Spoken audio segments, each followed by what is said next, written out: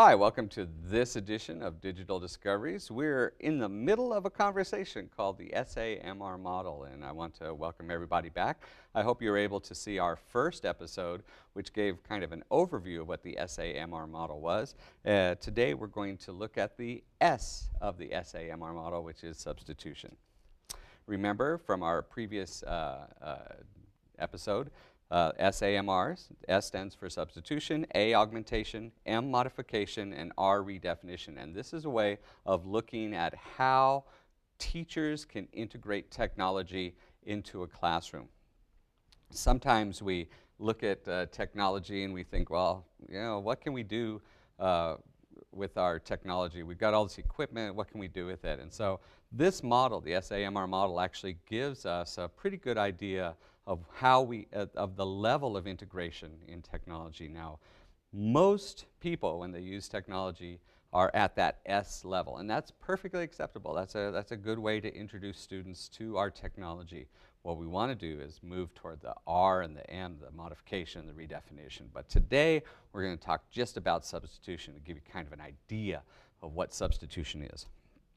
Remember that in our SAMR model, those two levels at the bottom, substitution and augmentation, those two are enhancing lessons. So they're not really transforming the lesson yet. So we're going to substitute and augment with technology. We're not quite up to that transformation part where technology takes that off. And so let's talk a little bit about substitution. What is substitution? What does that mean? Well, if you remember from our first episode when we talked about substitution, what substitution meant was we take something with technology and we use it to do exactly what we previously had been doing with no technology. So we're taking an analog lesson, for instance, and we're making it a digital lesson. So let's look at some examples. When we start looking at this, remember that substitution technology acts just like the old tool. It's doing exactly what the old tool would do. So I've got this guy looking at us. I love this. I love this picture of this guy. And so we're going to look at some examples with our guy here.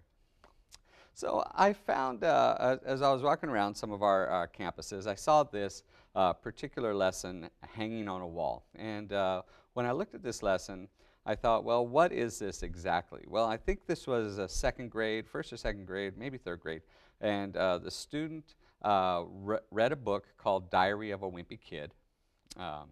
And what they had to do was, I think they had to write a paragraph or two about Diary of a Wimpy Kid.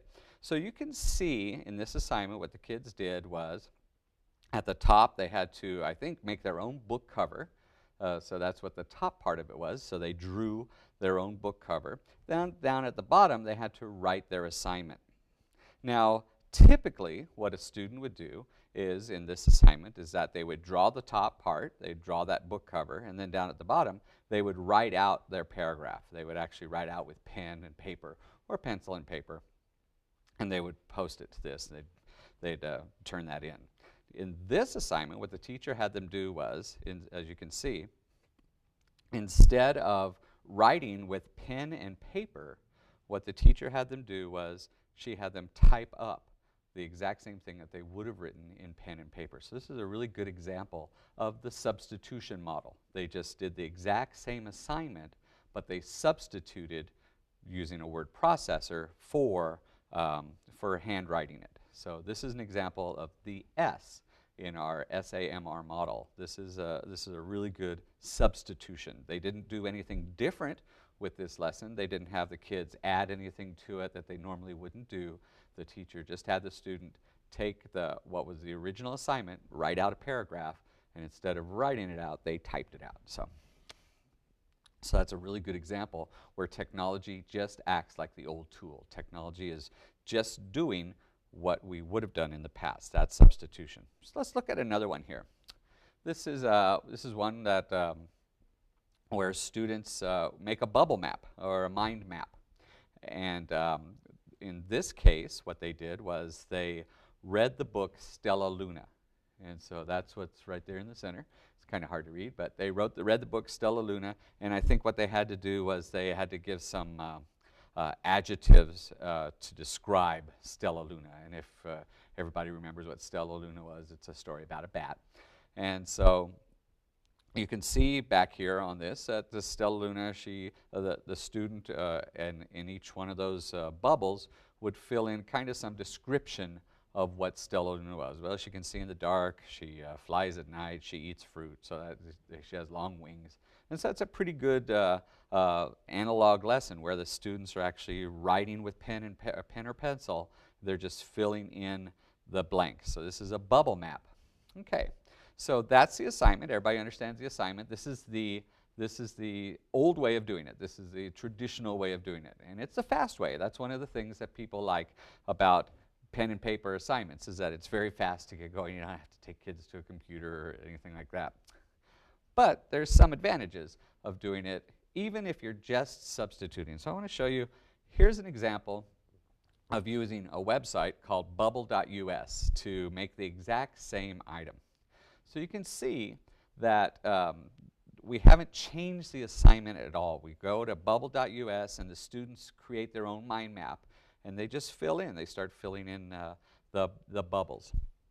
And so you can see immediately, I hope, that there's some advantage of using technology, even at the substitute level, even at the lowest level of using the SAMR model. There's some advantages. Look at this. This is a bubble map, and there's absolutely nothing wrong with this bubble map. There's nothing wrong with this bubble map. But look at the exact same bubble map using bubble.us. I think that this makes it much easier to read. This makes it much easier to grade. If I was a teacher, I'd have a much easier time grading this assignment than I would that assignment.